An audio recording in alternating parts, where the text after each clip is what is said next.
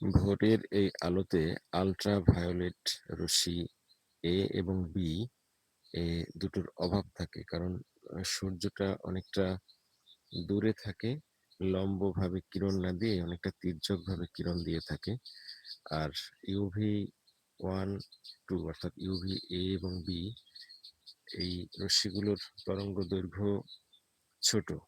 আমাদের দৃশ্যমান আলো, বেনিয়া সহ কলা এর মধ্যে সবচেয়ে ছোট, অর্থাৎ নীল নীল আলো।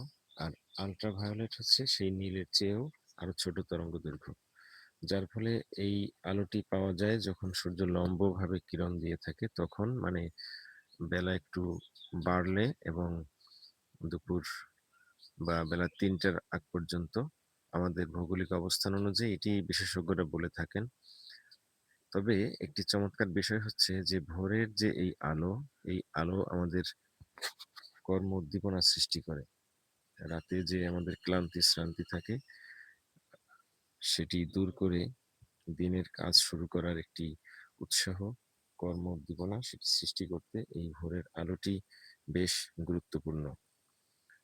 তাই ভোরবেলায় ঘুমিয়ে না থেকে এই আলোতে আমাদের দৈনিক কাজ শুরু করা উচিত।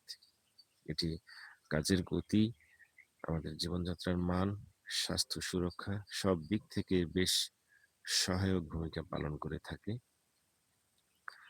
তবে এই যান্ত্রিক সভ্যতা এবং মিডিয়া কনজাম্পশনের যে যুগ চলছে, তাতে দেখা যায় আমরা বিভিন্ন মিডিয়া এনজয় করতে থাকি, রাত গড়াতে থাকি। রাত 10টা, 11টা, 12টা, 1টা, 2টা, কখন যে রাত এভাবে শেষ হয়ে যাচ্ছে সেগুলো আমরা খেয়াল করি না।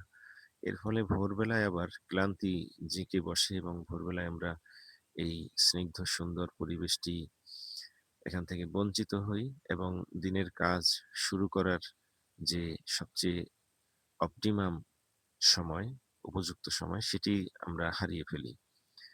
হাদিস শরীফেও এ বিষয়ে ইশারা রয়েছে যে মুমিন ভোরবেলায় কাজ শুরু করবে এবং এই ভোরের কাজে তার মধ্যে বরকত রয়েছে, আল্লাহ বরকত নিহিত রেখেছেন। এই বিষয়গুলো আমরা বেমালুম ভুলে যাই। আর আজ বিজ্ঞান, সায়েন্স আমাদেরকে এই বিষয়গুলো একেবারে চোখে আঙ্গুল দিয়ে দেখিয়ে দিচ্ছে, বুঝিয়ে দিচ্ছে। তারপরেও আমরা গো ধরে বসে রয়েছি যে আমরা বুঝবো না।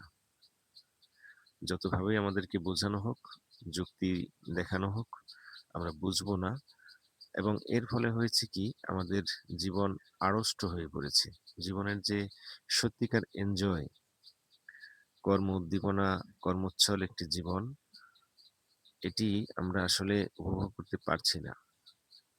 আমরা বিভিন্ন রকমের জটিলতা, বিভিন্ন রকম রোগ শোকে আক্রান্ত হচ্ছি।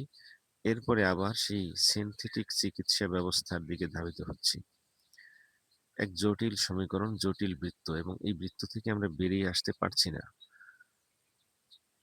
যাই হোক, বিজ্ঞান এবং আমাদের ইসলাম ধর্ম যে শিক্ষা এবং দীক্ষা আমাদেরকে দিয়েছেন, এটি আমাদেরকে মেনে চলা অত্যাবশ্যক। এর বিকল্প নেই। যেহেতু বিকল্প নেই, তাই আমাদের নিজেদের স্বার্থেই এই ন্যাচারাল জীবন যাপন করার দিকে অগ্রসর হওয়া প্রয়োজন। এবং বিশ্বের অনেক উন্নত দেশে এটি তারা পালন করেই উন্নত হয়েছে। আমরা পালন করছি না বিধায় অনুন্নতই থেকে যাচ্ছি, উন্নত হতে পারছি না। আমাদের বুঝ ব্যবস্থা আল্লাহ পরিষ্কার করে দিন।